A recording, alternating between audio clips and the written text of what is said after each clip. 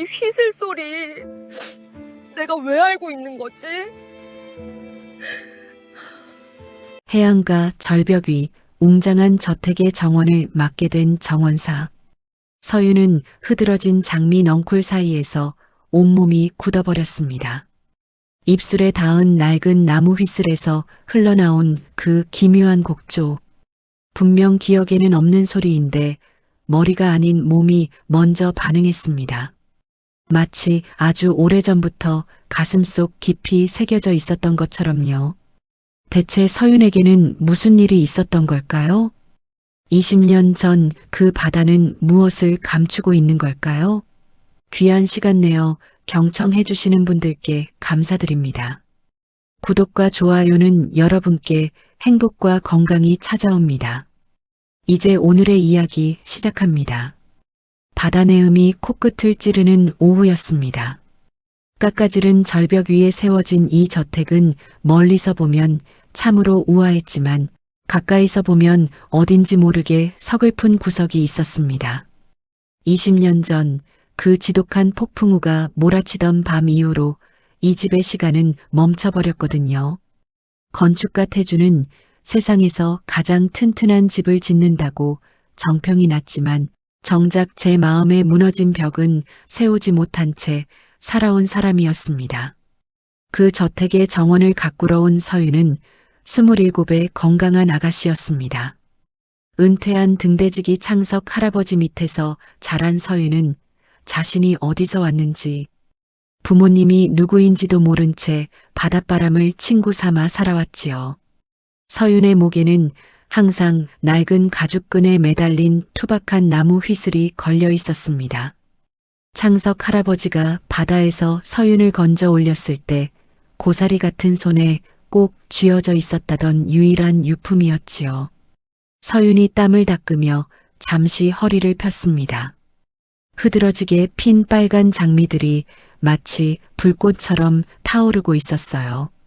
서윤은 습관처럼 목에 걸린 휘슬을 입술에 가져갔습니다. 그리고 아주 나직하게 기억의 저편에서 끌어올린 것 같은 곡조를 불기 시작했습니다.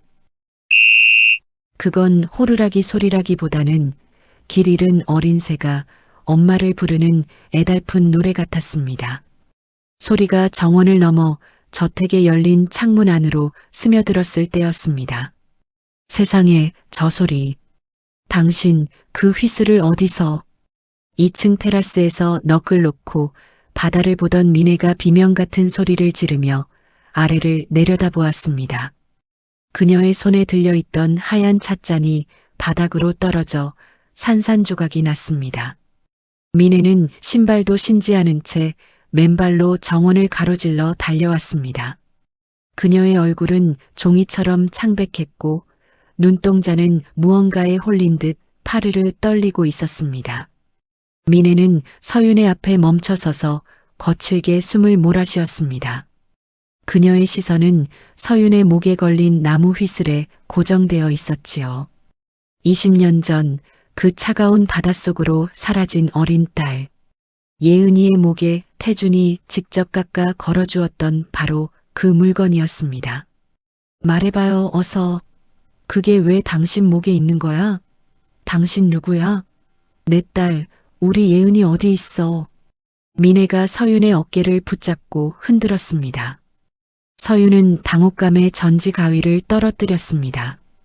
20년 동안 단 한 번도 본 적 없는 낯선 여인의 절규에 서윤의 가슴이 찌릿하게 아파왔습니다. 이상한 일이었습니다. 분명 처음 보는 사람인데 이 여인의 슬픔이 마치 자신의 것인 양 가슴 깊숙이 전해져 왔거든요. 그때 저택의 육중한 현관문이 열리며 태준이 걸어 나왔습니다. 그는 냉철한 완벽주의자답게 단정한 차림이었지만 눈가에는 지울 수 없는 피로와 자책감이 짙게 내려앉아 있었지요. 태주는 아내를 진정시키려 다가왔다가 서윤의 목에서 반짝이는 나무 휘슬을 발견하고는 자리에 얼어붙었습니다. 여보, 진정해. 아니, 이건... 태준의 목소리가 갈라졌습니다. 그는 떨리는 손으로 서윤의 얼굴을 어루만지려다 멈췄습니다. 흙이 묻은 서윤의 뺨과 그을린 피부 너머로 20년 전 바다가 앗아간 어린 딸의 모습이 겹쳐 보였기 때문입니다. 태주는 설계 오리로 배가 침몰하던 그 밤 아내를 먼저 구하느라 딸의 손을 놓쳤던 그 순간을 단 한 번도 잊은 적이 없었습니다. 서윤 씨, 그 휘슬 당신에게 어떤 물건입니까? 태준의 질문은 나직했지만 무거웠습니다. 서윤은 마른 침을 삼키며 대답했습니다. 창석 할아버지가 제가 바다에서 구조되었을 때부터 가지고 있었다고 하셨어요. 제 기억은 없지만 이 휘슬을 불면 꼭 누군가 대답해 줄 것만 같아서 늘 간직해 왔습니다. 그때였습니다. 2층 난간에서 이 모든 광경을 지켜보던 18살 소년 도연이 차갑게 쏘아붙였습니다. 또 그 유령 타령이에요? 아빠, 저 여자가 누나일 리 없잖아요. 그냥 돈 노리고 온 가짜겠죠. 우리 집은 이래서 문제야. 죽은 사람 때문에 산 사람들은 숨도 못 쉬게 하니까.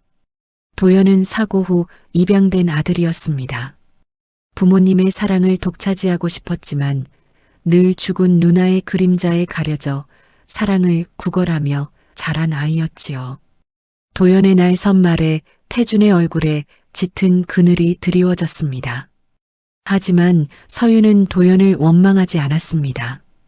오히려 그 소년의 눈에 맺힌 지독한 외로움을 보았지요.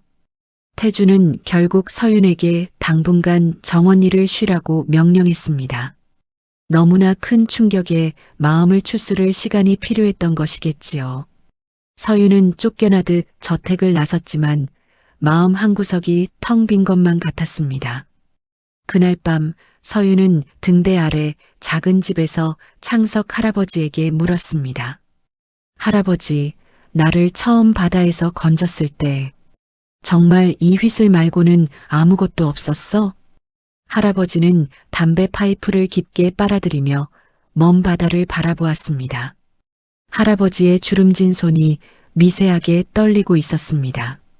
서윤아, 바다는 때로 사람이 감당 못할 비밀을 무트로 보내기도 한단다. 너를 처음 봤을 때 너는 그 작은 나무 막대기를 생명줄처럼 입에 물고 있었지. 그런데 할아버지는 말을 잇지 못했습니다. 서윤은 할아버지의 눈에서 말로 다할 수 없는 두려움과 미안함을 보았습니다. 다음 날 서윤은 다시 저택을 찾았습니다. 짐을 챙겨 떠나라는 태준의 말을 어기고 그녀는 정원 한 구석에 핀 커다란 장미나무 아래로 향했습니다. 어릴 적부터 꿈속에서 반복되던 희미한 환상 때문이었지요. 어린아이가 장난기 가득한 목소리로 아빠, 장미나무 아래 보물을 숨겼어. 라고 외치던 그 장면 말입니다. 서윤은 전지가위 대신 작은 삽을 들고 흙을 파헤치기 시작했습니다. 손톱 밑에 흙이 끼고 땀방울이 비오듯 쏟아졌지만 멈출 수 없었습니다. 그때였습니다. 흙더미 속에서 무언가 금속성의 빛이 반짝였습니다. 당신, 거기서 지금 뭐 하는 거야? 뒤에서 태준의 서슬 퍼런 목소리가 들려왔습니다. 서윤이 고개를 돌렸을 때 태준은 분노와 경악이 섞인 얼굴로 서윤을 내려다보고 있었습니다. 그리고 서윤의 발치 아래 20년 동안 땅속에 묻혀있던 작은 철제 상자가 그 모습을 드러내고 있었습니다. 태준의 손에 들려있던 설계도면 뭉치가 바닥으로 힘없이 떨어졌습니다. 그 도면의 가장자리에는 서윤의 휘슬에 새겨진 것과 똑같은 문양이 정성스럽게 그려져 있었습니다. 서윤은 떨리는 손으로 흙 묻은 상자를 집어들었습니다. 그 순간 저택 대문 너머로 낡은 트럭 한 대가 거친 엔진 소리를 내며 들어왔습니다. 창석 할아버지였습니다. 할아버지는 평소에 인자한 미소는 지워버린 채 무겁고 고단한 표정으로 차에서 내렸습니다. 할아버지는 마당에 서 있는 태준과 서윤을 번갈아 보더니 이내 깊은 한숨을 내쉬며 태준 앞에 섰습니다. 결국 이 언덕길을 다시 오게 되는구먼. 20년 전 그 밤에 멈췄어야 할 이야기를 이제야 끝내러 왔네. 할아버지의 목소리는 파도 소리보다 더 깊고 낮았습니다. 태주는 할아버지를 뚫어질 듯 노려보았습니다. 어르신, 대체 이게 다 무슨 일입니까? 우리 아이가 왜 어르신 곁에서 자란 거죠? 우리가 그 아이를 찾으려 전국을 헤매고 내 아내가 정신을 잃고 바다만 보며 울부짖을 때 대체 왜 침묵하셨느냐 말입니다. 태준의 일갈에 창석 할아버지는 낡은 모자를 벗어 가슴에 얹었습니다. 그리고는 서윤의 머리를 한번 쓰다듬고는 태준의 눈을 똑바로 응시했습니다. 자네를 미워해서가 아니었네. 그날 밤 등대 위에서 자네가 아내를 구하려 딸아이의 손을 놓아버리는 걸 보았을 때 내 눈에는 그게 죄처럼 보였어. 아이보다 아내를 먼저 택한 자네에게 이 여린 목숨을 다시 돌려보내면 이 아이가 평생 그 상처를 안고 살 것 같아 욕심을 부렸네. 내가 20년을 도둑놈으로 살았구먼. 할아버지의 고백에 태준의 안색이 흙빛으로 변했습니다. 그것은 태준이 평생 스스로를 괴롭혔던 가장 아픈 기억이었으니까요. 아내를 구하기 위해 딸의 손을 잠시 놓았던 그 찰나의 순간이 타인의 눈에는 버려진 것처럼 보였다는 사실에 태준은 자리에 주저앉고 말았습니다. 하지만 할아버지는 여기서 멈추지 않았습니다. 할아버지는 품 안에서 낡고 누렇게 바랜 서류 뭉치를 꺼냈습니다. 하지만 내 죄는 그게 다가 아니야. 자네가 설계한 그 배가 침몰한 건 결코 우연이 아니었네. 자네의 경쟁자가 조타 장치를 미리 손봐둔 걸 내가 나중에야 알았지. 이 아이를 돌려보내면 자네가 다시 그 독사 같은 놈들에게 당할까봐. 그래서 내가 더 꼭꼭 숨겼던 거야. 서유는 멍하니 할아버지를 바라보았습니다. 자신을 사랑으로 키워준 할아버지가 사실은 부모님의 손에서 자신을 앗아간 사람이라는 사실, 그리고 아버지가 자신을 버린 게 아니라 거대한 음모의 희생양이었다는 진실이 한꺼번에 쏟아졌습니다. 그때 저택 거실에서 모든 대화를 듣고 있던 미네가 비틀거리며 밖으로 나왔습니다. 미네는 서윤을 끌어안고 오열했습니다. 태준 역시 바닥에 엎드려 울음을 터뜨렸지요. 20년의 세월이 이 한마디에 녹아내리는 듯 했습니다. 그러나 정원 한 구석에서 이 광경을 지켜보던 도연의 눈빛은 달랐습니다. 도연은 주먹을 꽉 쥔 채 부르르 떨고 있었습니다. 그럼 나는요? 나는 대체 뭐였던 거예요? 도연의 외침에 가족들의 시선이 쏠렸습니다. 입양된 아들로서 늘 누나의 빈자리를 채우려 애썼던 도연에게 진짜 딸의 귀환은 축복이 아닌 사형 선고와 같았을지도 모릅니다. 도연은 창석 할아버지가 들고 있던 서류를 낚아채듯 가져가 살펴보았습니다. 그리고는 서류에 적힌 후원자의 이름을 확인하는 순간 도연의 얼굴이 사색이 되었습니다. 그 이름은 도연을 태준의 집으로 입양 보내도록 주선했던 재단 이사장의 이름이었습니다. 20년 전 사고를 설계한 사람과 도연을 이 집으로 보낸 사람이 동일 인물이었던 것입니다. 저택 밖으로 거센 바닷바람이 다시 불기 시작했습니다. 창석 할아버지는 하늘을 올려다보며 나직하게 은조렸습니다. 바다는 절대 잊지 않는단다. 묻어두려 했던 모든 진실을 결국 가장 잔인한 방식으로 다시 돌려보내지. 태주는 도연의 손에서 서류를 건네받았습니다. 이제 모든 퍼즐이 맞춰지고 있었습니다. 이 비극은 20년 전 그 밤에 끝난 것이 아니라 지금 이 저택 안에서 다시 시작되려 하고 있었습니다. 피보다 진한 것이 눈물이라지만 때로는 그 눈물조차 얼어붙게 만드는 잔인한 진실이 있습니다. 저택의 거실에는 바다의 짠 내음보다 더 비릿한 배신감이 가득 찼습니다. 태주는 도연의 손에서 떨어진 서류를 집어들었습니다. 그곳에 적힌 한상우라는 이름. 태준이 가장 믿었던 동료이자 지난 20년 동안 딸을 잃은 자신을 위로하며 곁을 지켰던 유일한 친구였습니다. 그가 사고를 설계했고 이제는 도연이라는 아이를 이 집에 심어놓아 남은 불씨까지 꺼뜨리려 했다는 사실에 태주는 온몸의 피가 역류하는 것 같았습니다. 도연은 거실 바닥에 주저앉아 멍하니 벽을 바라보았습니다. 입양된 이후 단 한순간도 마음 편히 잠든 적이 없었습니다. 죽은 누나의 빈자리를 채워야 한다는 강박, 그리고 자신을 후원해주던 이사장의 은혜에 보답해야 한다는 압박감이 18소년의 어깨를 짓누르고 있었지요. 그런데 그 은혜가 사실은 이 가정을 무너뜨리기 위한 독사과였다는 사실에 도연은 구역질이 올라왔습니다. 그럼 나는 처음부터 아빠를 감시하러 보내진 스파이였던 거네요. 내가 이 집에 들어온 게 축복이 아니라 저주였던 거야. 도연의 목소리는 힘없이 꺾여 있었습니다. 소년의 눈에서 굵은 눈물방울이 툭툭 떨어졌습니다. 태주는 그런 도연을 바라보며 아무 말도 할 수 없었습니다. 배신감과 분노가 앞서 도연에게 손을 내밀 여유조차 없었지요. 그때 거실 한 구석에서 조용히 눈물을 닦던 서윤이 다가왔습니다. 서윤은 흙 묻은 작업복 소매로 도연의 눈물을 닦아주었습니다. 20년을 남남으로 살았지만 서윤의 손길은 마치 아주 오래전부터 약속된 누나의 손길처럼 따뜻했습니다. 아니야, 도연아. 내 잘못이 아니야. 너도 그 사람들에게 이용당한 거잖아. 내가 이 집에서 보낸 시간, 아빠, 엄마를 향했던 내 진심까지 가짜라고 생각하지 마. 서윤의 나직한 위로에 민혜도 비틀거리며 다가와 도연의 어깨를 감싸 안았습니다.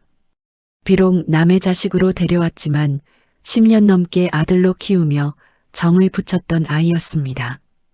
민혜는 도연의 떨리는 등을 토닥이며 나직하게 은조렸습니다. 예은이가 돌아온 것도 기적이지만 내가 우리 아들로 와준 것도 인연이야. 도연아, 무서워하지 마라. 이제 우리가 너를 지켜줄게.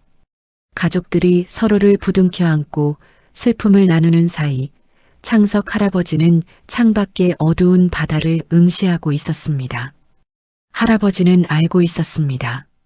진실이 밝혀진 이상 20년 전 그 사고를 설계했던 한상우가 가만히 있지 않을 거라는 사실을요. 그때였습니다. 저택의 정적을 깨고 날카로운 전화벨 소리가 울렸습니다. 거실 탁자 위에 놓인 태준의 휴대폰이었습니다. 발신자 이름에는 한상우 세 글자가 선명하게 떠올랐습니다. 태준은 떨리는 손으로 전화를 받았습니다. 여보세요.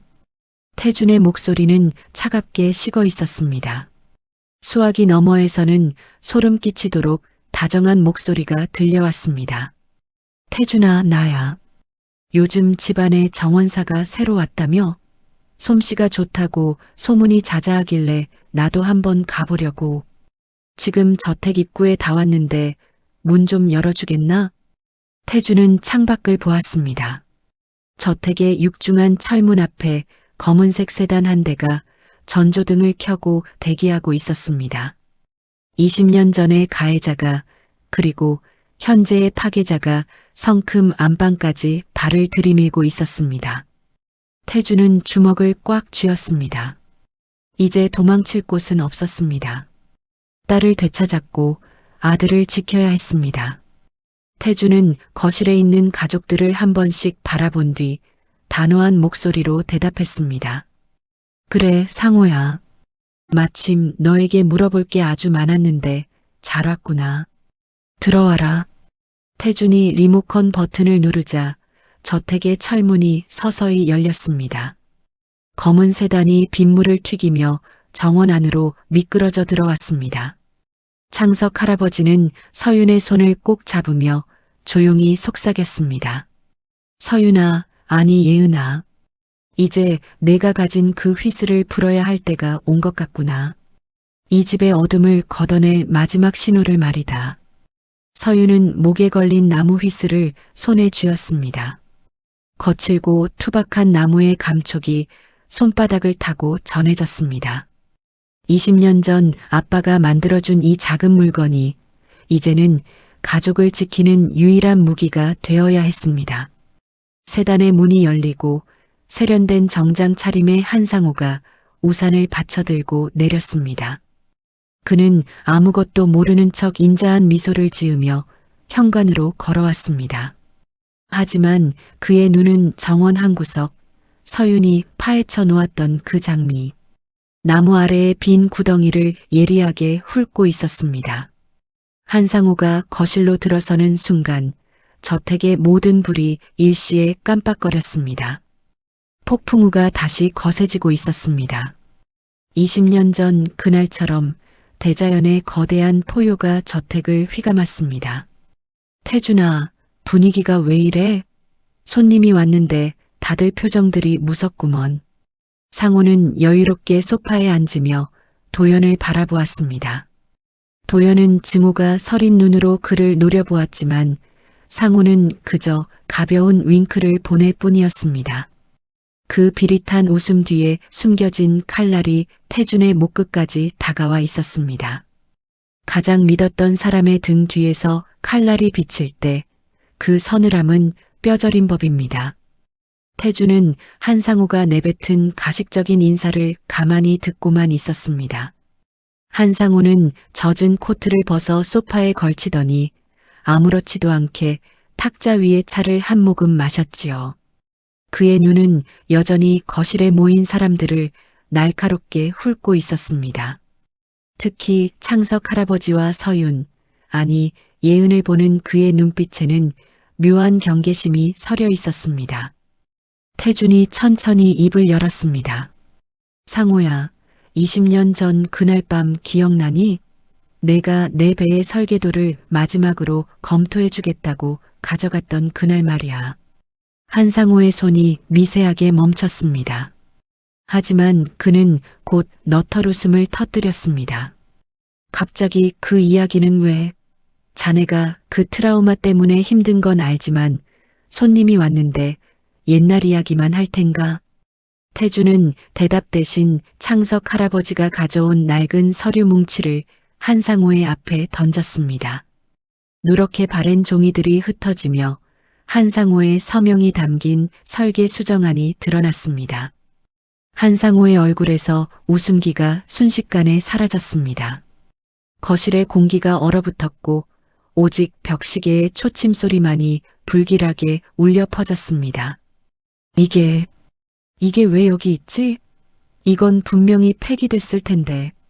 한상호의 목소리가 처음으로 흔들렸습니다. 그는 서류를 낚아채듯 집어들었습니다. 그 옆에서 창석 할아버지가 나직하게 응조렸습니다. 사람이 버린 건 바다가 다 먹어치우는 줄 알았나 보지. 하지만 바다는 20년이 지나도 뱉어낼 건 뱉어낸다네. 자네가 그 아이를 죽이려 했던 증거까지 말이야. 한상우는 이제 가면을 벗어 던졌습니다. 그는 싸늘한 미소를 지으며 소파에 깊숙이 몸을 묻었습니다.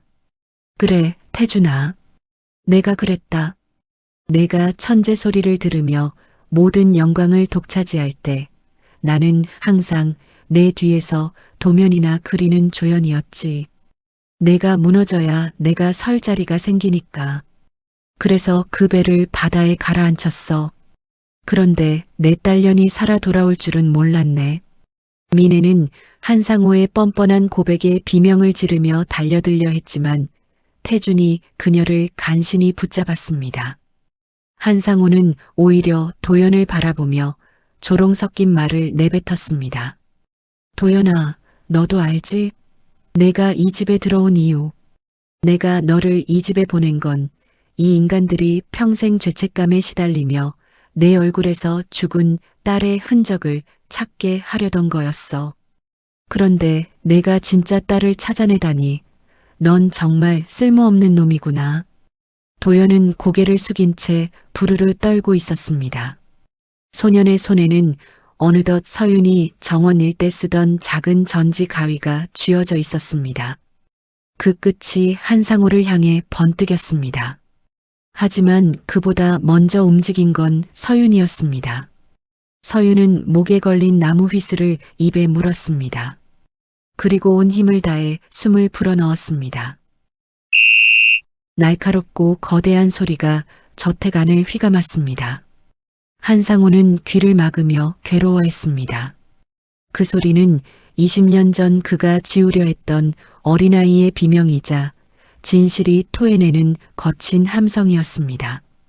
그 휘슬 소리가 멈추지 않고 이어지자 저택의 현관문이 다시 거칠게 열렸습니다. 철수하지 않고 근처에서 대기하고 있던 경찰들이 들이닥쳤습니다. 창석 할아버지가 미리 신고해 두었던 것입니다. 한상호는 당황하며 도망치려 했지만 이미 저택은 포위된 상태였습니다. 경찰들에게 끌려나가는 한상호의 뒷모습을 보며 태주는 무너져 내리듯 바닥에 앉았습니다. 20년의 세월이, 그 지독한 오해와 고통의 시간이 드디어 끝을 맺고 있었습니다. 민혜는 서윤과 도연을 양팔로 꼭 안았습니다. 이제는 피를 나눈 딸과 마음으로 키운 아들이 한 품에 있었습니다. 창석 할아버지는 그 모습을 가만히 지켜보다가 비에 젖은 모자를 다시 썼습니다.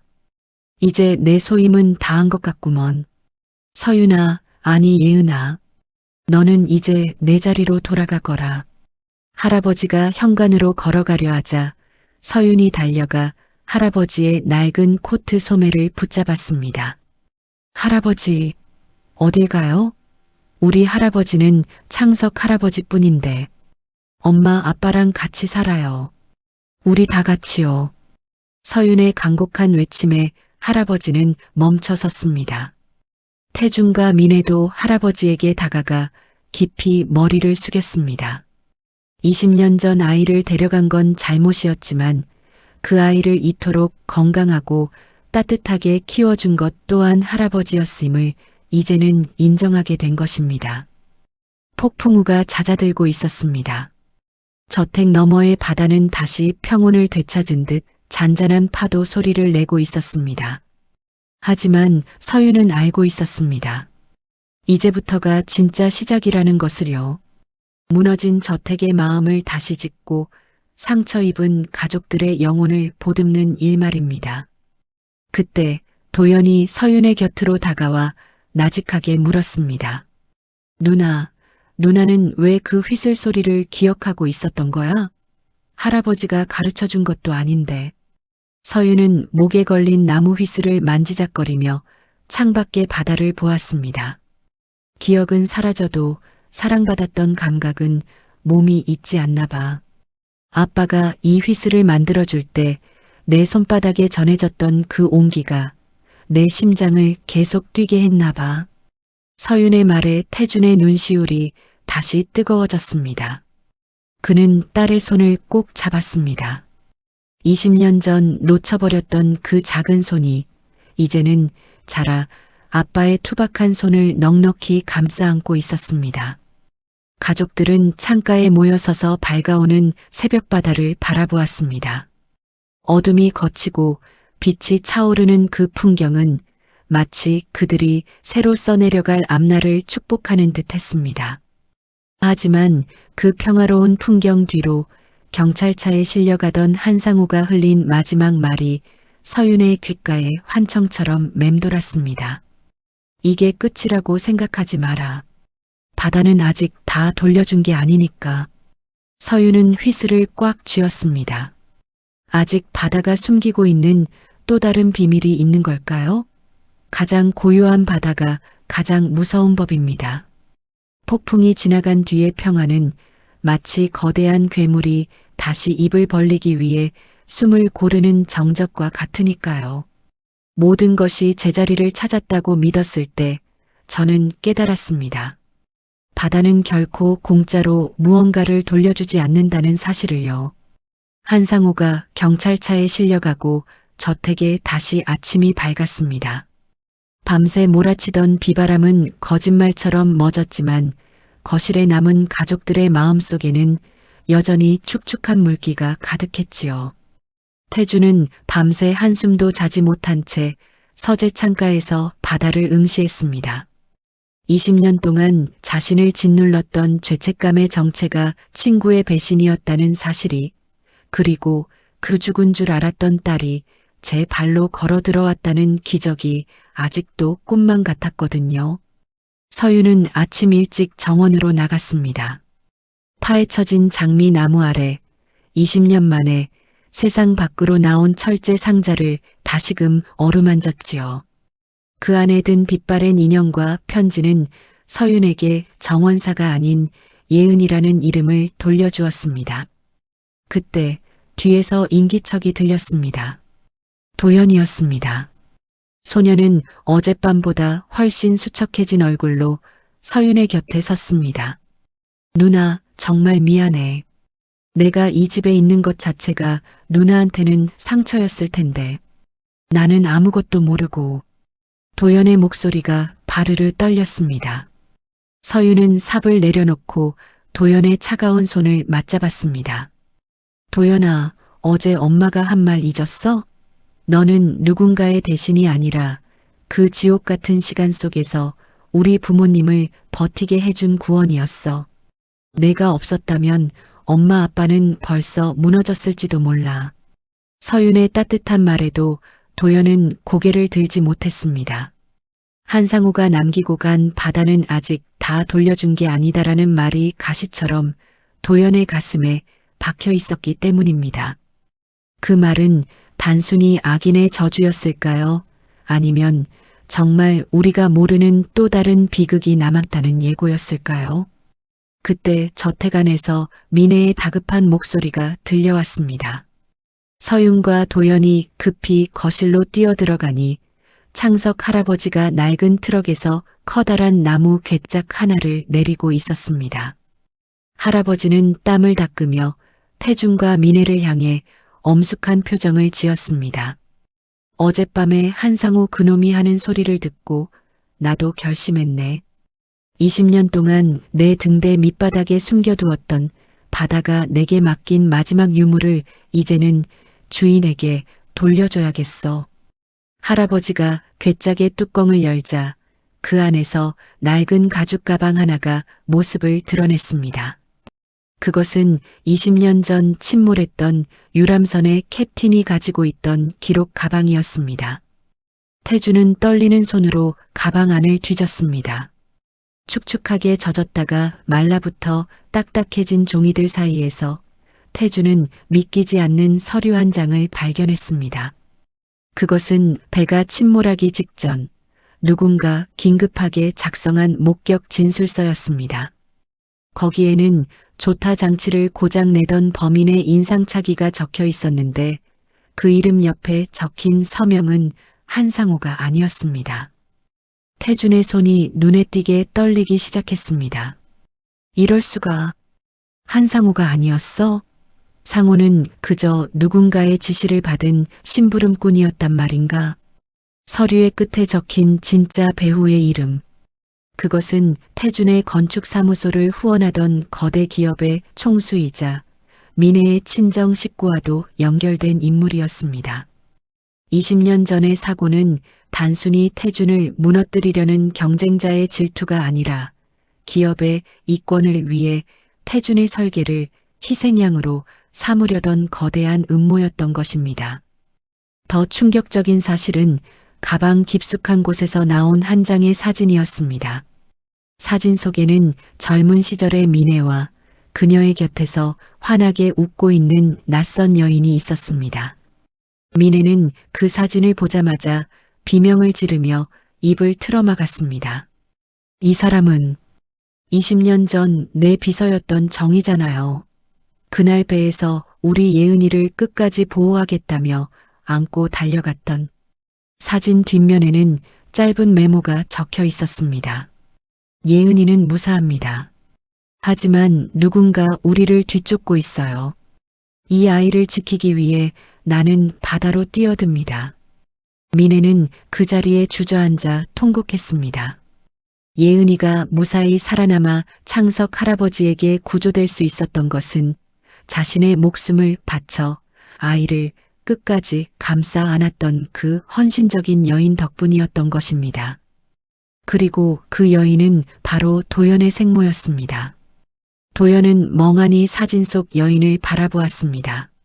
한상우가 자신을 이 집에 보낸 건 단순히 감시를 위해서가 아니라 사고의 증거인 자신을 태준이 곁에 두어 언제든 제거하거나 협박의 카드로 쓰기 위함이었던 것입니다. 도연은 자신이 누나의 빈자리를 채우러 온 도구가 아니라 누나를 살린 영웅의 아들이었다는 사실에 처음으로 뜨거운 눈물을 쏟아냈습니다. 그럼 도연이 너는 우리 예은이의 생명의 은인인 정의의 아들이었구나.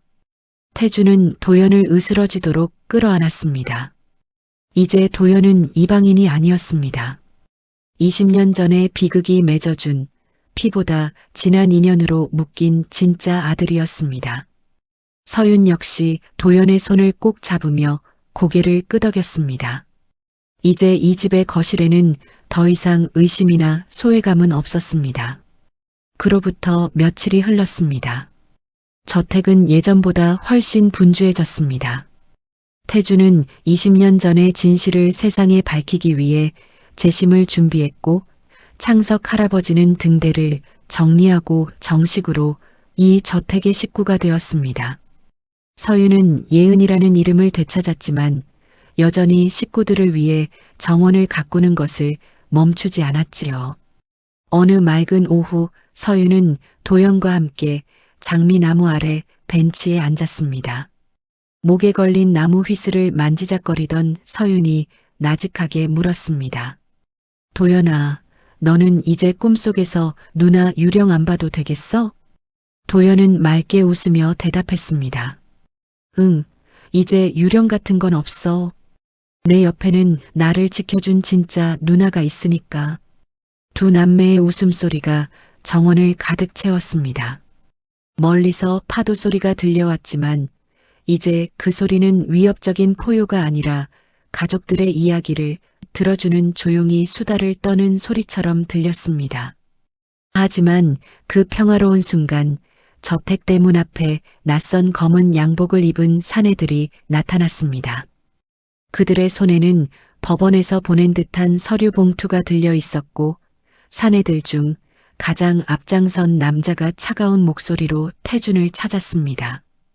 건축가 태준 씨, 한상우 씨의 변호인단에서 나왔습니다. 20년 전 사고에 대한 새로운 증거를 제출하셨다고 들었는데 그 서류의 법적 효력에 대해 다투러 왔습니다. 태준은 서재 창가에서 그들을 내려다보았습니다. 아직 싸움은 끝나지 않았습니다. 거대 기업의 그림자가 다시 이 저택을 덮치려 하고 있었습니다. 하지만 태준은 예전처럼 두려워하지 않았습니다.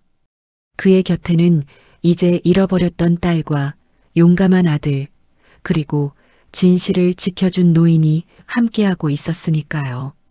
태준은 서재 문을 열고 거실로 내려갔습니다. 서윤은 목에 걸린 휘슬을 입에 물고 다시 한번 길고 강렬한 소리를 내뱉었습니다. 그 소리는 이제 누군가를 찾는 슬픈 신호가 아니었습니다. 우리 가족을 건드리는 자들에게 던지는 당당한 경고이자 진실을 향해 나아가겠다는 승리의 함성이었습니다. 사내들이 당황하며 귀를 막는 사이 태주는 현관문을 활짝 열어젖혔습니다.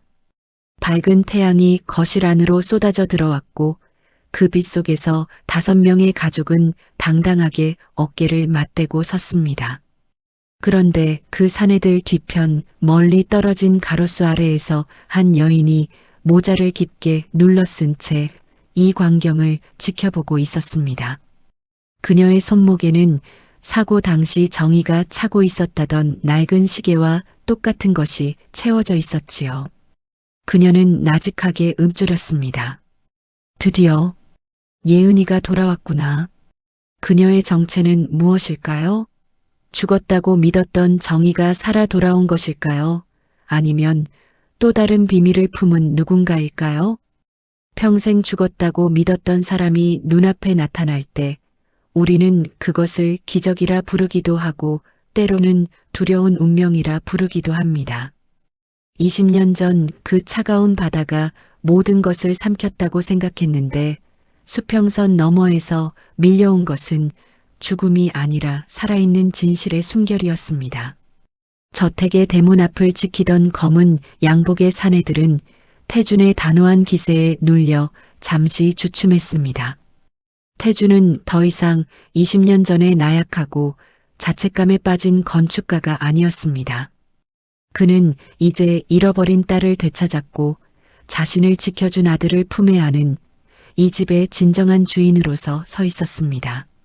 돌아가서 전해라. 한상호의 뒤에 숨어 있는 그분에게 이제 숨바꼭질은 끝났다고. 내가 가진 증거들은 이미 가장 안전한 곳으로 보내졌으니 법정에서 만나는 일만 남았다고 말이야. 태준의 일갈에 사내들은 혀를 차며 돌아섰습니다. 하지만 그들이 떠난 자리, 멀리 가로수 아래 서 있던 의문의 여인은 여전히 그 자리에 멈춰 있었습니다. 그녀의 시선은 정원에 서 있는 도연에게 꽂혀 있었지요. 서윤은 본능적으로 느꼈습니다. 저 여인의 눈빛이 자신을 향한 미래의 눈빛과 똑같다는 것을요. 그것은 자식을 향한 지독하고도 처절한 그리움의 눈빛이었습니다. 엄마, 아빠, 저기 좀 보세요. 서윤의 가리킴에 가족들의 시선이 일제히 가로수 아래로 향했습니다. 하지만 여인은 들킨 것을 알아챈 듯 황급히 몸을 돌려 골목 안으로 사라졌습니다. 도연은 심장이 터질 듯이 뛰기 시작했습니다. 10년 넘게 꿈속에서만 보았던 자신을 안고 바다로 뛰어들던 그 여인의 뒷모습과 너무나 닮아 있었기 때문입니다. 정희 아줌마, 설마 살아계신 거예요? 도연은 정신없이 저택 밖으로 뛰어나갔습니다. 태준과 서윤도 도연의 뒤를 쫓았지요. 좁은 골목길을 돌아 여인이 사라진 곳으로 달려갔을 때 거기엔 낡은 택시 한 대가 매연을 내뿜으며 떠나고 있었습니다. 도연은 택시 뒤를 쫓으며 이름을 불렀지만 차는 금세 큰 길로 빠져나가 버렸습니다. 허망하게 서 있는 도연의 어깨 위로 따뜻한 손길이 닿았습니다. 태준이었습니다. 태준은 아들의 떨리는 어깨를 감싸 안으며 나직하게 말했습니다. 걱정 마라, 도연아. 살아있다면 반드시 다시 만나게 될 거다. 진실이 밝혀지면 숨어있던 사람들도 용기를 내어 세상 밖으로 나오게 되어 있으니까. 그날 밤 저택의 거실에는 다시 한번 긴급한 회의가 열렸습니다. 창석 할아버지는 괴짝 안에서 찾아낸 또 다른 서류 한 장을 태준에게 건넸습니다.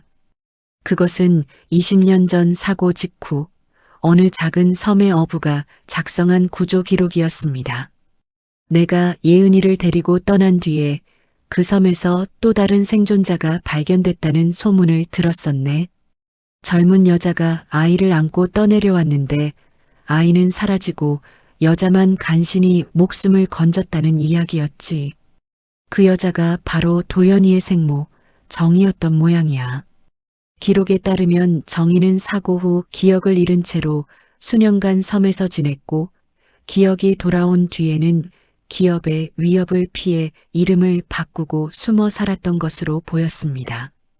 그녀는 자신의 아들 도연이 태준의 집으로 입양되었다는 소식을 듣고 멀리서나마 아들을 지켜보기 위해 이 간처를 맴돌았던 것이지요.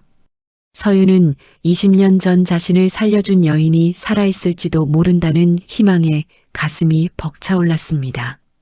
그녀는 목에 걸린 나무 휘슬을 손에 쥐었습니다.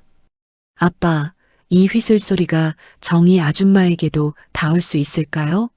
누군가 대답해 줄 것만 같다는 제 느낌이 어쩌면 그분을 향한 것이었을지도 몰라요. 태준은 고개를 끄덕이며 서윤의 손을 꼭 잡았습니다. 그리고 결심한 듯 서재로 들어가 한 통의 전화를 걸었습니다. 20년 전 사고의 진실을 보도하기로 약속했던 정의로운 기자의 번호였습니다. 다음 날 아침 전국의 신문과 방송은 평창동 저택의 건축가 태준과 20년 전 침몰 사고에 숨겨진 배후에 대해 대대적으로 보도하기 시작했습니다. 한상호의 배신과 거대 기업의 음모, 그리고 죽은 줄 알았던 딸의 귀환까지. 세상은 발칵 뒤집혔고 그동안 어둠 속에 숨어있던 목격자들이 하나둘씩 제보를 해오기 시작했습니다. 사건이 걷잡을 수 없이 커지자 드디어 기업의 총수가 직접 움직였습니다. 그는 태준에게 막대한 합의금을 제안하며 입막음을 시도했지만 태준은 단호하게 거절했습니다. 당신들이 앗아간 것은 내 설계도가 아니라 내 딸의 20년이고 내 아들의 어린 시절이다. 그건 돈으로 살 수 있는 게 아니야. 태준의 강경한 태도에 위협을 느낀 배후 세력은 최후의 수단을 동원했습니다. 그들은 도연을 납치하여 태준을 협박하려 계획했습니다. 학원 수업을 마치고 돌아오던 도연의 앞을 검은 차량들이 가로막았습니다. 도연이 위험에 처한 그 순간 어디선가 날카로운 금속음과 함께 오토바이 한 대가 나타났습니다. 오토바이를 탄 인물은 거침없이 괴한들을 밀어붙였고 도연을 낚아채듯 뒷좌석에 태웠습니다. 헬멧을 벗은 그 인물의 얼굴을 확인한 도연은 비명을 지를 뻔했습니다. 가로수 아래에서 보았던, 그리고 꿈속에서 보았던 바로 그 여인, 정이었습니다. 도연아, 무서워하지 마. 엄마가 왔다. 정희는 도연을 데리고 태준의 저택으로 향했습니다. 저택 앞에서 기다리고 있던 서윤과 태준은 오토바이에서 내리는 두 사람을 보고 눈물을 흘렸습니다. 20년 전 바닷속에서 서로의 손을 놓쳤던 인연들이 드디어 한자리에 모인 것입니다. 정희는 태준 앞에 무릎을 꿇었습니다. 사장님, 죄송합니다. 제가 예은이를 끝까지 지키지 못해서 제 아들 도연이라도 사장님 곁에서 속죄하게 하고 싶었습니다. 태준은 정희를 일으켜 세웠습니다. 아닙니다. 정희 씨. 당신이 우리 예은이를 살려준 겁니다. 그리고 도연이는 우리에게 속죄의 도구가 아니라 가장 소중한 아들이 되었습니다. 민혜 역시 정희의 손을 잡으며 통곡했습니다. 두 어머니는 서로의 아픔을 위로하며 한참을 울었습니다. 서윤은 그 모습을 보며 목에 걸린 휘슬을 입에 물었습니다. 그리고 이번에는 저택의 모든 창문을 열어젖히고 세상에서 가장 맑고 큰 소리로 휘슬을 불었습니다. 그 소리는 승리의 선언이자 이제야 진정으로 완성된 가족의 합창이었습니다. 저택을 덮고 있던 어두운 안개가 걷히고 찬란한 아침 해가 정원의 장미들 위로 쏟아졌습니다. 창석 할아버지는 등대 옆 벤치에 앉아 이 광경을 보며 흐뭇하게 미소 지었습니다. 바다는 모든 것을 삼키지만 결국 사랑만큼은 뱉어내는 모양이구먼. 하지만 모두가 기쁨을 나누던 그 순간 정희가 서윤의 손을 조용히 잡으며 떨리는 목소리로 속삭였습니다. 예은아, 그런데 한 가지 더 알아야 할 게 있다. 그날 밤 배에서 내가 가져온 건 내 아빠의 설계도만이 아니었어. 정희가 품 안에서 꺼낸 것은 20년 전 사고 당시의 블랙박스 영상이 담긴 작은 칩이었습니다. 그 영상 안에는 한상우와 기업 총수 외에 우리가 전혀 예상하지 못했던 또 다른 인물의 얼굴이 찍혀 있었습니다. 진실의 무게는 때로 한 사람의 인생을 짓누르기도 하지만 그 진실을 마주할 용기가 있을 때 비로소 우리는 과거라는 감옥에서 걸어 나올 수 있습니다. 20년 전 그 차가운 바닷속에 가라앉았던 것은 배뿐만이 아니었습니다. 누군가의 탐욕, 누군가의 배신, 그리고 그 모든 것을 덮으려 했던 비겁한 침묵까지. 이제 그 모든 어둠이 빛 아래로 드러날 차례입니다. 태준의 서재에는 차가운 긴장감이 감돌았습니다. 정희가 내민 작은 칩을 노트북에 연결하자 지직거리는 노이즈와 함께 20년 전의 화면이 나타났습니다. 거센 파도에 흔들리는 선실한 범행을 모의하던 한상호의 옆에 앉아있는 남자의 얼굴이 화면 가득 들어왔습니다. 그 남자를 확인한 민혜는 비명을 지르며 입을 틀어막았습니다. 그럴 리가 없어. 오빠가 왜 저기 있는 거야? 화면 속 인물은 민혜의 친오빠이자 태준의 처남인 민수였습니다. 당시 가문의 가업을 이어받기 위해 태준의 명성을 시기했던 민수가 한상우와 손을 잡고 사건을 설계했던 것이지요. 태준은 주먹을 꽉 쥐었습니다. 가장 가까운 가족이 자신의 아이를 죽이려 했다는 사실에 온몸의 감각이 마비되는 듯 했습니다. 정희는 울먹이며 덧붙였습니다. 민수 씨는 사고 직후 제가 살아있다는 걸 알고 저를 협박했어요. 예은이를 데려갔다고 믿게 만들어 사장님과 사모님 사이를 갈라놓으려 했죠. 제가 섬에서 도망쳐 도연이를 데리고 숨어 살 수밖에 없었던 것도 그 사람들의 감시 때문이었습니다. 도연은 제 생모의 손을 꼭 잡았습니다. 20년 전 자신의 어머니가 겪어야 했던 그 처절한 도망자의 삶이 바로 이 집안의 일가로부터 시작되었다는 사실에 소년의 눈에는 다시금 분노가 서렸습니다. 하지만 태준은 도연의 어깨를 짚으며 고개를 저었습니다. 도연아, 이제 우리가 끝내야 한다. 이 추악한 사슬을 우리 손으로 끊어내자. 태준은 그날 밤으로 민수를 저택으로 불러들였습니다. 아무것도 모른 채 한상우가 잡혔다는 소식에 입막음을 하러 달려온 민수는 거실에 모인 정희와 서윤, 그리고 도연을 보고는 사색이 되었습니다. 이게 다 어떻게 된 일이야? 민혜야, 이 사람들이 왜 여기 있어? 민수의 비겁한 물음에 태준은 말없이 노트북 화면을 돌려 그에게 보여주었습니다. 20년 전 자신의 추악한 모습이 담긴 영상을 본 민수는 자리에 주저앉아 용서를 빌었습니다. 하지만 민혜는 차가운 눈빛으로 오빠를 내려다보았습니다. 오빠, 나는 오빠를 용서할 수 없어.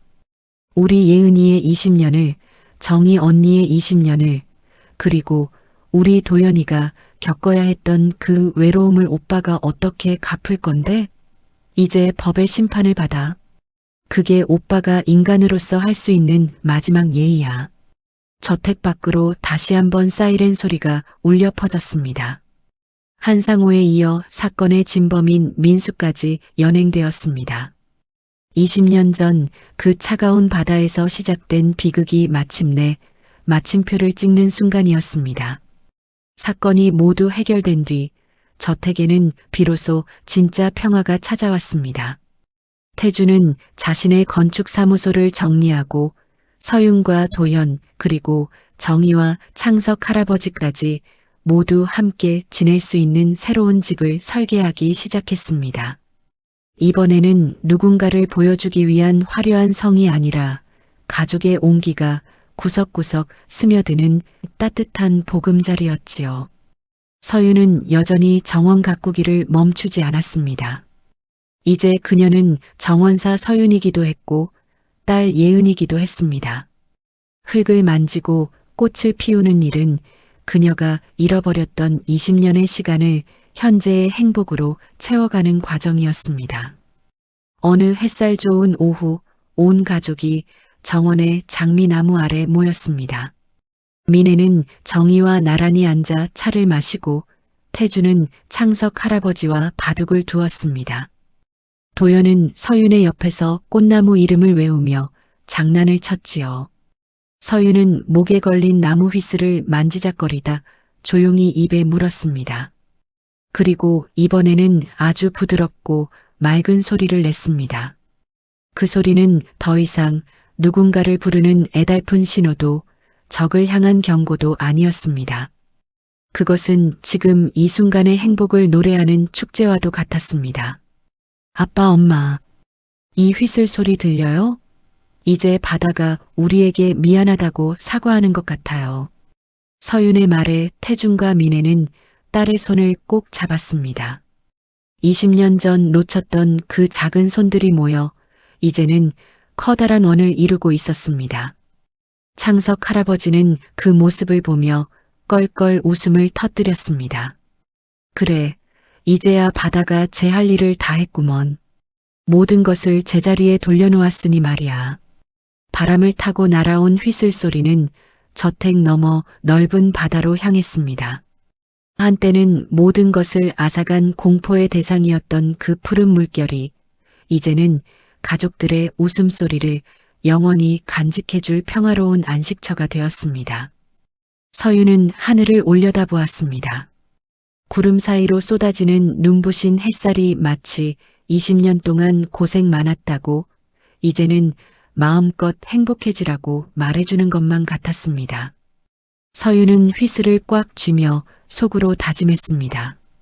다시는 이 손을 놓지 않겠다고 우리 가족의 정원을 사랑으로 가득 채우겠노라고 말입니다. 기억은 파도에 씻겨나가도 사랑은 갯바위에 핀 이끼처럼 끈질기게 살아남아 기어이 꽃을 피우고야 맙니다. 20년이라는 긴 세월을 돌고 돌아 우리가 마주 앉은 이 식탁 위에는 이제 짠 눈물 대신 따스한 밥 김이 모락모락 피어오르고 있습니다. 평창동 저택의 거실 창밖으로 보이던 차가운 바다는 이제 더 이상 두려움의 대상이 아니었습니다.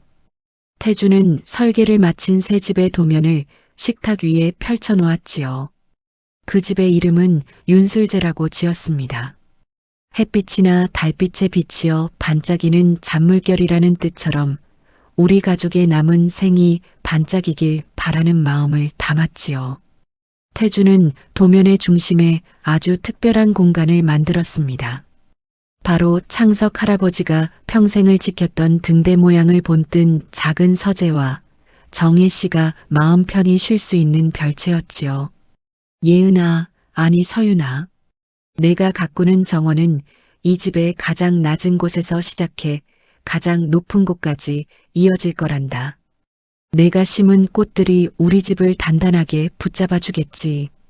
태준의 목소리는 이제 예전의 날 선 건축가가 아니었습니다. 그는 서윤의 손을 잡으며 넉넉한 미소를 지었지요. 서윤은 그 도면 위에 놓인 작은 나무 휘슬을 만지작거렸습니다. 20년 전 아빠가 깎아준 이 작은 휘슬이 기어이 가족을 불러 모았다는 사실이 여전히 꿈만 같았습니다. 그로부터 몇 달의 시간이 흐르는 동안 저택에는 많은 변화가 있었습니다. 민수는 법의 엄중한 심판을 받게 되었고 한상우 역시 자신이 저지른 악행의 대가를 치르게 되었지요. 하지만 가족들이 가장 공을 들인 것은 복수가 아닌 회복이었습니다. 민혜와 정희는 매일 아침 함께 시장에 나가 장을 보고 서로의 아이들에게 줄 반찬을 만들며 20년의 공백을 메워갔습니다. 언니 예은이가 좋아하는 이 나물, 내가 예전에 언니한테 배운 거잖아. 이제는 내가 언니한테 다시 가르쳐줘야겠네. 정혜 씨가 웃으며 건네는 말에 민혜는 눈시울을 붉히면서도 행복하게 웃었습니다. 두 어머니는 이제 한 아이를 두고 다투는 사이가 아니라 두 아이를 함께 지키는 든든한 버팀목이 되었지요. 도연은 이제 누나라고 부르는 서윤의 옆에서 정원 가꾸는 법을 배우며 건축학도가 되기로 결심했습니다. 아빠 태준의 뒤를 이어 사람의 마음을 치유하는 집을 짓고 싶다는 꿈이 생긴 것이지요. 어느덧 낙엽이 지고 찬바람이 불어오는 늦가을이 되었습니다. 윤슬제의 완공을 앞두고 가족들은 마지막으로 창석 할아버지가 계셨던 그 등대를 찾았습니다. 할아버지는 등대 불을 끄고 짐을 정리하며 먼 바다를 향해 나직하게 작별 인사를 건넸습니다. 바다야, 이제 이 아이는 내가 아니라 진짜 부모 곁에서 잘 살 거다. 나도 이제 이 늙은 몸 누일 곳을 찾았으니 너도 이제 그만 노여움을 풀고 잔잔해지거라. 할아버지의 뒷모습을 보며 서윤은 눈물을 닦았습니다. 자신을 건져 올려 이름도 모른 채 키워준 할아버지의 사랑이 없었다면 오늘의 예은이도 없었을 테니까요. 서윤은 할아버지의 낡은 코트 소매를 꼭 잡으며 속삭였습니다. 할아버지, 새 집에 할아버지 방 제일 햇볕 잘 드는 곳으로 해놨어요. 거기서 저랑 같이 매일 꽃나무 물 주셔야 해요. 할아버지는 허허 웃으며 서윤의 머리를 쓰다듬었습니다. 태준과 미애, 그리고 정희와 도연까지 모두가 등대 아래 모여지는 해를 바라보았습니다. 수평선 너머로 붉게 타오르는 노을은 마치 이 가족이 견뎌온 고통의 시간을 위로하듯 찬란하게 빛나고 있었습니다. 하지만 모두가 짐을 챙겨 떠나려던 그 순간 서윤은 등대 바닥 귀퉁이에 떨어져 있는 낡은 편지 봉투 하나를 발견했습니다. 그것은 창석 할아버지가 20년 전 서윤을 구조했을 때 아이의 젖은 옷 주머니 안에 들어 있었다며 차마 건네주지 못하고 숨겨두었던 편지였습니다. 할아버지, 이게 뭐예요? 제 옷 속에 있었다고요? 서윤의 떨리는 목소리에 모두의 시선이 집중되었습니다. 봉투는 바닷물에 절어 글씨가 흐릿했지만 겉면에 적힌 나의 사랑하는 딸 예은이에게라는 글씨는 태준의 필체가 아니었습니다. 그것은 20년 전 사고로 돌아가신 줄로만 알았던 태준의 아버지가 손녀에게 남긴 마지막 유산에 대한 기록이었습니다. 태준은 서둘러 편지를 받아 읽어 내려갔습니다. 거기에는 태준조차 몰랐던 가문의 비밀과 민수가 그토록 배를 침몰시켜야만 했던 또 다른 이유가 적혀 있었습니다. 단순히 시기심 때문이 아니라 가문 대대로 내려오던 어느 섬의 소유권과 그 아래 묻힌 거대한 광맥에 대한 진실이 숨겨져 있었던 것이지요. 아버님께서 이 모든 것을 예은이에게 남기셨다고? 태준의 눈이 경악으로 물들었습니다. 20년 전의 비극은 끝난 것이 아니라 그 뿌리가 훨씬 더 깊은 곳에 닿아 있었던 것입니다. 그리고 그 편지의 마지막 장에는 아직 우리가 가보지 못한 어느 좌표 하나가 적혀 있었습니다. 서윤은 목에 걸린 휘슬을 만지작거리며 창밖의 바다를 보았습니다. 평화가 찾아왔다고 믿었던 그 바다가 다시 한번 가족들에게 말을 걸고 있었습니다. 아직 끝나지 않은 이야기가 저 깊은 바닷속 어딘가에 남아있다고 말입니다. 아빠, 우리 저곳에 가봐야 할 것 같아요. 할아버지가 저에게 남기신 진짜 이야기가 뭔지 알아야겠어요. 서윤의 단호한 목소리에 태준은 고개를 끄덕였습니다. 가족들은 이제 새로운 집으로 향하는 대신 편지에 적힌 좌표를 향해 다시 한번 바다로 나갈 준비를 합니다. 20년 전의 비극을 완전히 씻어내고 가문이 억울한 비밀을 풀기 위한 마지막 여정이 시작되려 하고 있었습니다. 어둠이 내린 바다 위로 휘슬 소리가 길게 울려 퍼졌습니다. 그것은 이제 더 이상 슬픈 비명이 아니라 진실을 향해 나아가는 용기 있는 자들의 힘찬 고동 소리였습니다. 다 끝난 줄 알았던 길 끝에서 우리는 다시 거친 바다를 마주해야 했습니다. 용서와 화해라는 따뜻한 담요를 덮기도 전에 죽은 자가 남긴 마지막 목소리가 우리를 다시 수평선 너머로 부르고 있었으니까요. 그건 축복일까요? 아니면 우리가 아직 치러내지 못한 마지막 대가일까요? 평창동 저택의 화려한 등등거림을 뒤로하고 태준은 낡은 어선을 한 척 빌렸습니다. 20년 전 자신의 모든 것을 앗아갔던 그 바다로 다시 나간다는 것은 태준에게 살점을 도려내는 것과 같은 고통이었지요. 하지만 태준은 흔들리는 갑판 위에서 서윤의 손을 꼭 잡았습니다. 서윤의 목에 걸린 나무 휘슬이 바닷바람을 맞아 나직한 울림을 내고 있었습니다. 마치 제 주인이 갈 곳을 미리 알고 있다는 듯이 말입니다. 배는 창석 할아버지가 일러준 좌표를 향해 한참을 나아갔습니다. 구름이 잔뜩 낀 하늘은 금방이라도 비를 뿌릴 듯 무거웠고 파도는 배의 옆구리를 거칠게 때려댔습니다. 민혜와 정희는 서로의 어깨를 감싸 안은 채 멀어지는 육지를 바라보았고 도연은 배의 앞머리에 서서 안개 속을 뚫어지게 응시했습니다. 아빠, 저기에요. 저기 섬이 보여요. 도연의 외침에 태준이 망원경을 들었습니다. 지도에도 제대로 표시되지 않은 작은 무인도 하나가 안개 속에서 괴물처럼 머리를 내밀고 있었습니다. 그곳은 20년 전 사고가 났던 해역에서 그리 멀지 않은 곳이었지요. 태준의 아버지가 생전에 그토록 아꼈던, 하지만 누구에게도 공개하지 않았던 비밀의 섬이었습니다.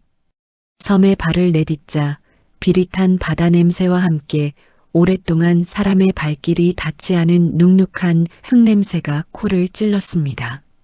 섬의 중심부에는 덩굴 식물에 완전히 뒤덮인 낡은 석조 건물이 하나 서 있었습니다. 태주는 건물의 외벽을 만져보며 숨을 들이켰습니다. 이건 아버지가 쓰시던 공법이야. 겉은 투박하지만 속은 어떤 폭풍에도 견딜 수 있게 설계된 아버지만의 건축 방식이지. 태준의 손끝이 떨렸습니다. 20년 전 가문을 배신했던 민수가 왜 그렇게 이 섬과 사고에 집착했는지 이제야 조금씩 알 것 같았습니다. 이곳은 단순히 광맥이 묻힌 땅이 아니었습니다. 태준의 아버지가 평생을 바쳐 연구했던 바다 위에서도 무너지지 않는 영원한 안전을 위한 설계의 핵심이 숨겨진 비밀 연구소였던 것입니다. 서윤은 편지에 적힌 대로 건물 입구의 특정한 문양 위에 손을 올렸습니다. 그러자 육중한 돌문이 소리 없이 열리며 지하로 내려가는 계단이 나타났습니다. 계단을 따라 내려간 지하실은 생각보다 훨씬 넓고 깨끗했습니다. 태준의 아버지가 죽음을 예견이라도 한 듯 모든 자료가 완벽하게 보존되어 있었지요. 지하실 한가운데 놓인 커다란 책상 위에는 서윤의 이름인 예은이 새겨진 금속 상자 하나가 놓여 있었습니다. 태준이 상자를 열자 그 안에는 낡은 카세트 테이프 하나와 두꺼운 설계도면 뭉치가 들어 있었습니다. 태준은 떨리는 손으로 테이프를 재생기에 넣었습니다. 지직거리는 소음 끝에 태준이 그토록 그리워하던 아버지의 굵고 인자한 목소리가 흘러나왔습니다. 태준아, 그리고 내 사랑하는 손녀 예은아. 이 목소리를 듣고 있다면 아마 우리 가문에 닥친 어둠이 걷히기 시작한 때겠구나. 내가 설계한 이 섬의 기술은 탐욕스러운 자들의 손에 들어가서는 안 된다. 이것은 사람을 살리는 기술이어야 해. 태준은 바닥에 주저앉아 오열했습니다. 아버지는 이미 모든 것을 알고 계셨던 것입니다. 민수의 탐욕도, 한상호의 배신도, 그리고 닥쳐올 비극까지도 말입니다. 아버지는 자신의 기술이 악용되는 것을 막기 위해 스스로 침몰 사고를 가장해 이 모든 것을 이 섬에 묻으려 하셨던 것이지요. 하지만 예은이 살아 돌아올 경우를 대비해 오직 예은의 휘슬만이 이 문을 열 수 있도록 설계해 두셨던 것입니다. 도연은 책상 한편에서 또 다른 사진 한 장을 발견했습니다. 그것은 사고 당시 태준의 아버지가 정희 씨의 어머니, 즉 도연의 외할머니와 함께 찍은 사진이었습니다. 두 가문은 사고 이전부터 이 섬의 비밀을 함께 지켜온 동지였던 것입니다. 도연은 자신이 이 집에 온 것이 결코 우연이 아니었음을, 두 할아버지의 약속이 20년의 세월을 돌아 자신과 누나를 다시 묶어주었음을 깨닫고 서윤의 손을 꼭 잡았습니다. 그때였습니다. 열려있던 돌문 너머로 낯선 발소리가 들려왔습니다. 서늘한 총구의 금속음이 정막을 깼습니다. 역시 이곳이었군. 태준, 자네 아버지가 남긴 유산이 바로 이거였어. 뒤를 돌아보자 감옥에 있어야 할 한상호가 어둠 속에서 걸어 나오고 있었습니다. 그의 옆에는 민수보다 더 거대한 권력을 가진 기업의 진짜 배후 세력들이 무장한 사내들과 함께 서 있었습니다. 한상우는 비릿한 미소를 지으며 태준을 비웃었습니다. 법의 심판? 그건 힘없는 놈들에게나 통하는 소리지. 우리는 돈으로 그 법을 샀다네. 이제 그 설계도를 넘겨라. 그럼 내 딸과 아들의 목숨만은 살려주지. 한상호의 위협에 태준은 서윤과 도연을 자신의 등 뒤로 숨겼습니다. 창석 할아버지는 조용히 품 안에서 등대 관리용 신호탄 총을 꺼냈습니다. 좁은 지하실 안에는 20년 전의 악몽이 다시 재현되려는 듯한 팽팽한 긴장감이 감돌았습니다. 서윤은 목에 걸린 휘슬을 꽉 쥐었습니다. 그리고 할아버지가 들려주었던 마지막 이야기를 떠올렸습니다. 이 휘슬은 소리만 내는 게 아니란다. 진실을 깨우는 열쇠이기도 하지. 서윤은 모두의 시선이 집중된 가운데 다시 한번 휘슬을 입에 물었습니다. 하지만 이번에는 소리를 내는 대신 벽면에 새겨진 작은 구멍 안에 휘슬의 끝부분을 밀어 넣었습니다. 그러자 지하실 전체가 미세하게 진동하기 시작했습니다. 이게 무슨 소리야? 당장 멈추지 못해. 한상우가 당황하며 소리를 질렀지만 서윤은 멈추지 않았습니다. 지하실 벽면이 갈라지며 바닷물이 조금씩 새어 들어오기 시작했습니다. 이것은 태준의 아버지가 설계한 마지막 장치, 즉 부정한 자들이 이 방에 발을 들였을 때 모든 것을 바다와 함께 소멸시키는 자폭 시스템이었습니다. 태준은 서윤의 의도를 알아차리고 가족들에게 외쳤습니다. 모두 내 뒤로 와요. 저 뒤쪽 비상 통로로 나가야 합니다. 한상우와 괴한들이 몰려드는 바닷물에 당황해 우왕좌왕하는 사이 태준과 가족들은 서윤의 안내를 받아 비밀 통로로 달려갔습니다. 뒤편에서 한상우의 처절한 비명이 들려왔지만 누구도 뒤를 돌아보지 않았습니다. 20년의 탐욕이 바다의 심판을 받는 순간이었습니다. 간신히 섬의 해안가로 빠져나온 가족들은 자신들이 타고 온 배에 올랐습니다. 멀리서 섬의 중심부가 무너지며 거대한 물기둥이 솟구치는 것이 보였습니다.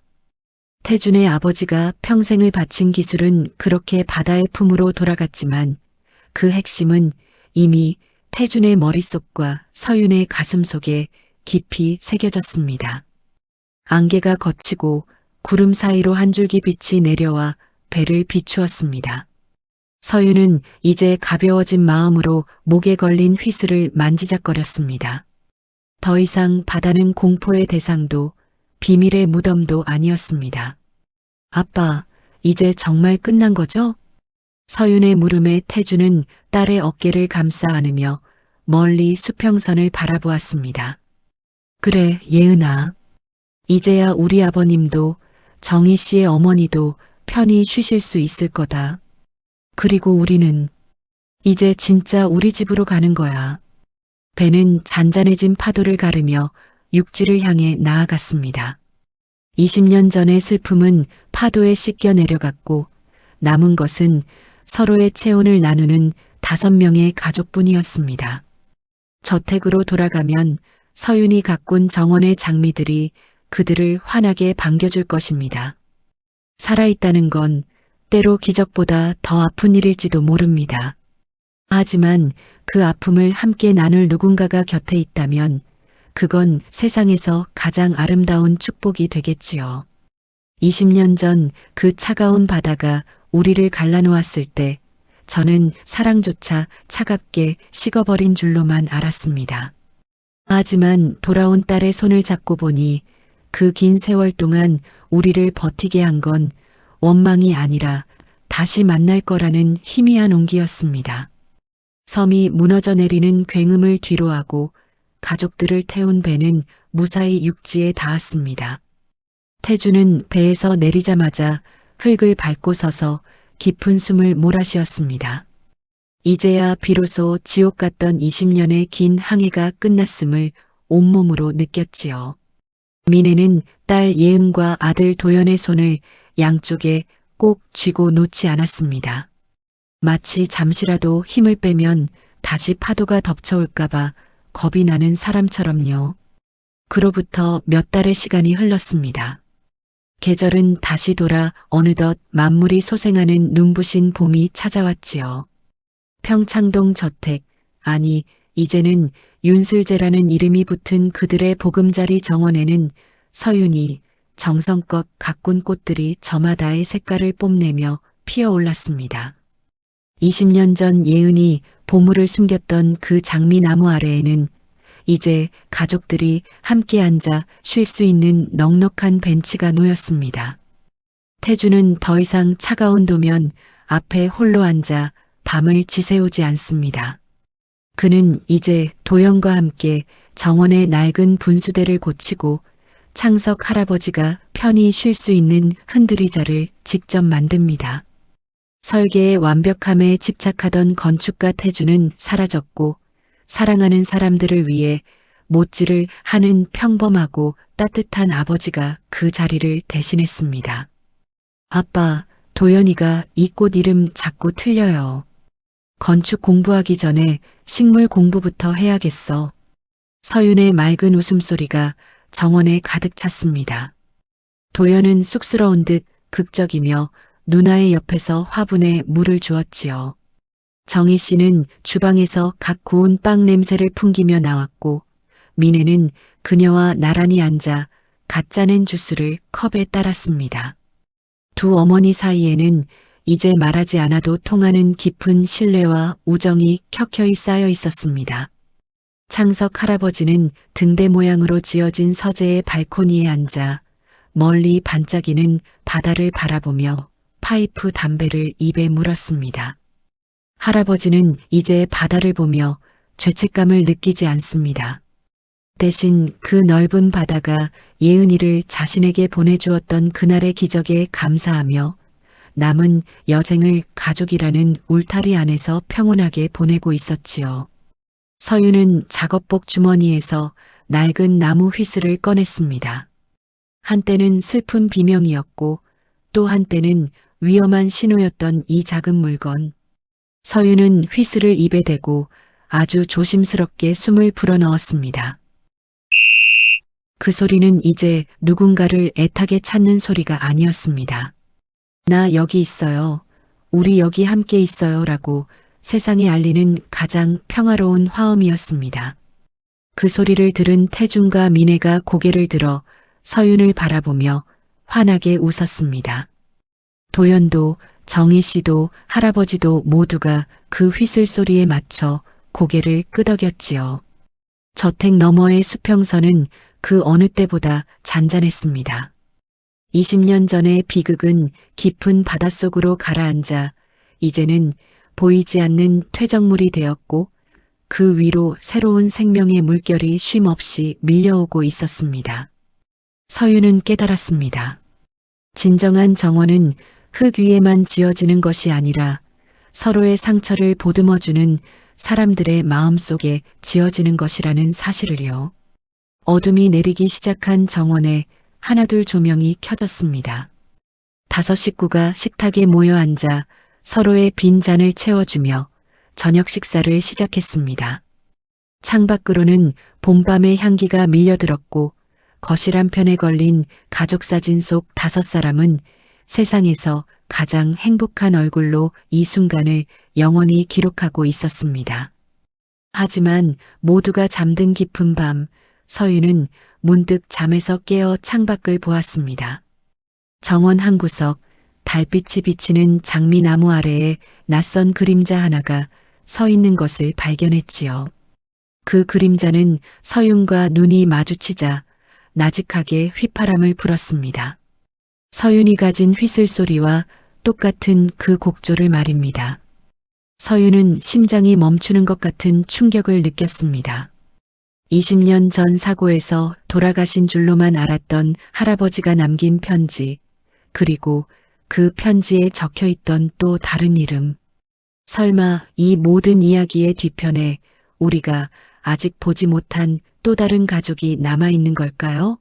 서윤은 떨리는 손으로 창문을 열었습니다. 창문을 열자마자 밀려온 것은 차가운 밤 공기가 아니라 20년 동안 멈춰있던 시간의 냄새였습니다. 정원 한가운데 달빛을 등지고 서 있는 노인의 실루엣은 미동도 없었지만 그가 내뱉는 휘파람 소리는 서윤의 심장을 사정없이 두드렸지요. 그건 아빠 태준이 깎아준 나무 휘슬의 음색과 소름 끼치도록 똑같았습니다. 서윤은 홀린 듯 신발도 신지 않은 채 정원으로 뛰어내려갔습니다. 장미가시의 발등이 긁히는 줄도 모르고 다가간 그곳에 한 노인이 서 있었습니다. 낡은 코트 깃을 세우고 모자를 깊게 눌러 쓴 모습. 서윤이 가까이 다가가자 노인이 천천히 고개를 들었습니다.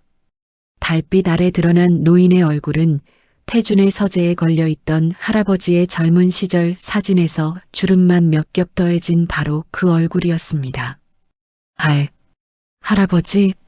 서윤의 입술이 가늘게 떨렸습니다.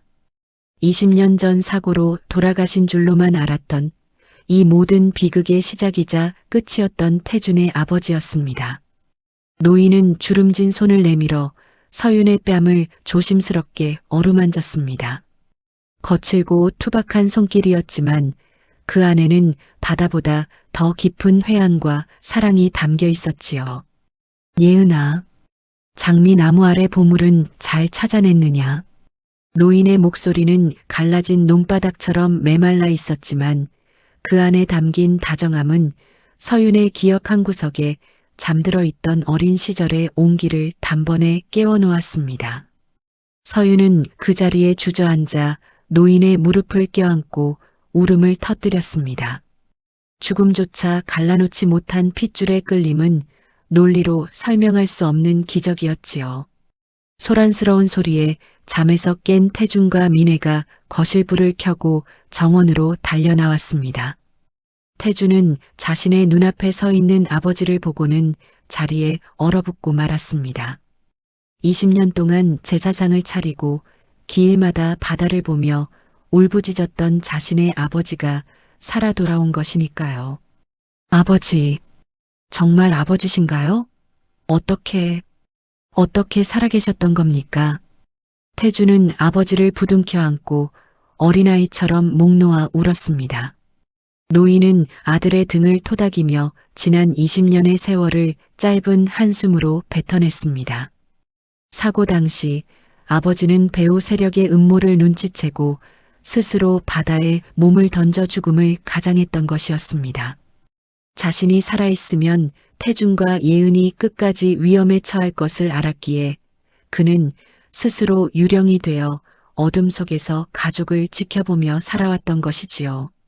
창석 할아버지 역시 그 모습을 보며 눈물을 닦았습니다. 바다가 앗아갔던 모든 것이 이제야 비로소 온전하게 제자리로 돌아온 것이었습니다. 정혜 씨와 도연 역시 마당으로 내려와 이 경이로운 재회를 함께 지켜보았습니다. 20년 전 그 차가운 바닷속에 수장되었던 가문의 영광과 진실이 이제야 따스한 달빛 아래 찬란하게 부활하고 있었습니다. 날이 밝자 윤슬제에는 그 어느 때보다 따뜻한 밥상이 차려졌습니다. 세대가 함께 모여 앉은 식탁 위에는 더 이상 비밀도 원망도 슬픔도 없었습니다. 태준의 아버지는 손녀 예은의 목에 걸린 나무 휘슬을 만지작거리며 나직하게 웃으셨습니다. 이 작은 나무 막대기 하나가 우리를 다시 묶어줄 줄은 몰랐구나. 태준아, 내가 깎은 이 휘슬이 세상에서 가장 단단한 설계도였어. 태준은 아버지의 말씀에 고개를 숙이며 미소 지었습니다. 완벽한 집을 짓기 위해 평생을 바쳤던 그는 이제야 깨달았습니다. 진정한 집이란 벽돌과 시멘트로 세우는 것이 아니라 사랑하는 사람들의 숨결과 목소리, 그리고 다시 만날 수 있다는 믿음으로 지어지는 것임을 말입니다. 서윤은 이제 예은이라는 이름으로 새로운 정원을 가꾸기 시작했습니다. 할아버지와 함께 흙을 만지고 아빠와 설계도를 논하며 엄마와 정희 아줌마의 반찬 투정을 듣는 평범한 나날들. 그 사소하고도 위대한 일상이 그녀가 바다로부터 돌려받은 가장 큰 유산이었습니다. 어느 맑은 봄날 오후 서윤은 정원 한가운데 서서 휘슬을 불었습니다. 이제 그 소리는 바다 너머로 사라지는 비명이 아니라 하늘 높이 날아오르는 새들의 지저김과 섞여온 마을에 울려 퍼졌습니다. 우리는 여기 있어요. 우리는 이제 행복합니다. 라고 말하는 듯한 그 맑은 소리는 오래도록 정원의 장미들 사이를 맴돌았습니다. 20년의 긴 겨울이 지나고 평창동 저택에는 영원히 시들지 않을 사랑의 봄이 찾아왔습니다. 세월은 흐르는 물과 같아서 한번 지나가면 다시는 잡을 수 없다고들 합니다. 하지만 그 물길이 굽이쳐 돌아 결국 다시 만나는 자리가 있다면 우리는 그것을 인연이라 부르고 기적이라 믿게 되지요. 20년 전 그 차가운 파도가 삼켰던 것은 우리 가문의 비극이었지만 오늘 이 정원에 쏟아지는 따스한 햇살은 우리가 새로 써내려갈 축복의 시작입니다. 윤슬제의 대문이 활짝 열린 그날 평창동 언덕길에는 이른 아침부터 향긋한 꽃내음이 진동했습니다. 태준의 아버지가 살아 돌아오고 모든 진실이 밝혀진 뒤 가족들은 더 이상 숨어 지낼 필요가 없었지요. 태준은 아버지의 가르침을 이어받아 세상에서 가장 안전하고 따뜻한 집들을 짓기 시작했고 그 첫 번째 결과물인 윤슬제는 이제 온전한 5식구, 아니 창석 할아버지와 정혜 씨까지 7식구의 보금자리가 되었습니다. 정원의 가장 높은 곳, 바다가 한눈에 내려다 보이는 벤치에 태준의 아버지가 앉으셨습니다. 노신사는 서윤이 건네준 따뜻한 차를 한 모금 마시며 멀리 반짝이는 수평선을 인자한 눈으로 바라보셨지요. 20년 전 스스로 유령이 되어 가족을 지키려 했던 고단한 세월이 노인의 깊은 주름 사이에 훈장처럼 새겨져 있었습니다. 예은아, 내가 이 정원을 가꾸는 걸 보니 이제야 내 마음이 놓이는구나. 땅을 만지는 손은 거짓말을 하지 않는단다. 내가 심은 뿌리들이 이 집을 지탱해주고 있으니 이제 어떤 폭풍이 와도 우리 집은 흔들리지 않을 게야. 할아버지의 말씀에 서윤은 수줍게 웃으며 할아버지의 무릎을 베고 누웠습니다. 흙 묻은 작업복 차림이었지만 그 어느 때보다 서윤의 얼굴은 빛이 났지요. 도연은 그 옆에서 할아버지가 들려주시는 옛 설계 이야기들에 귀를 기울였습니다. 피 한 방울 섞이지 않았지만 도연은 이미 이 집안의 든든한 장손이자 서윤의 둘도 없는 동생이 되어 있었습니다. 민혜와 정희 씨는 주방 창가에 서서 그 모습을 바라보았습니다. 한때는 딸을 잃은 슬픔에 또 한때는 아들을 뺏길지 모른다는 두려움에 밤잠을 설치던 두 어머니였지요. 하지만 이제 두 사람은 서로의 아픔을 거울처럼 비추며 세상에서 가장 든든한 동지가 되었습니다. 주방에서 피어오르는 구수한 된장찌개 냄새가 거실을 지나 정원까지 흘러나왔습니다. 여보, 이제 정말 다 됐네요. 태준이 민혜의 어깨를 감싸 안으며 나직하게 말했습니다. 민혜는 남편의 손을 꼭 잡으며 고개를 끄덕였습니다. 20년 전 그 지옥 같던 바다에서 시작된 긴 항해가 드디어 평온한 항구에 닿은 것이었습니다. 태준은 자신의 서재 책상 위에 놓인 낡은 나무 휘슬을 바라보았습니다. 이제 그것은 위험을 알리는 도구가 아니라 가족의 역사를 증명하는 보물이 되어 있었습니다. 해가 뉘엿뉘엿 저물어가는 저녁, 가족들은 모두 정원 식탁에 모여 앉았습니다. 창석 할아버지는 등대지기 시절 즐겨 드시던 생선 구이를 내놓으셨고 정희 씨는 정성껏 빚은 만두를 올렸습니다. 태준의 아버지는 술잔을 높이 들며 가족들을 한 명씩 눈에 담으셨지요. 고생 많았다. 정말 고생 많았어. 이제 우리에게 남은 건 이 정원의 꽃들이 지고 피는 걸 지켜보며 함께 늙어가는 일뿐이로구나. 할아버지의 건배사에 모두가 환하게 웃으며 잔을 맞부딪혔습니다. 쨍그랑 하고 울려 퍼지는 맑은 소리가 밤바다의 파도 소리와 어우러져 아름다운 교향곡이 되었습니다. 서윤은 잠시 자리에서 일어나 목에 걸린 휘슬을 만지작거렸습니다. 그리고는 바다를 향해 마지막으로 아주 짧고 경쾌한 소리를 냈습니다. 그건 작별의 인사였습니다. 20년 동안 자신을 가둬두었던 기억의 감옥에게, 그리고 자신을 지켜주었던 그 넓고 푸른 바다에게 건네는 감사의 인사였지요. 소리는 밤하늘을 가로질러 별빛 사이로 흩어졌습니다. 저택의 조명이 하나둘 켜지고 평창동 언덕 위 윤슬재는 밤바다의 등대처럼 환하게 불을 밝혔습니다. 20년의 어둠을 뚫고 찾아온 이 빛은 이제 영원히 꺼지지 않을 것입니다. 서로의 손을 맞잡은 7 식구의 그림자가 정원 가득 길게 늘어지며 이야기는 그렇게 눈부신 마침표를 찍었습니다.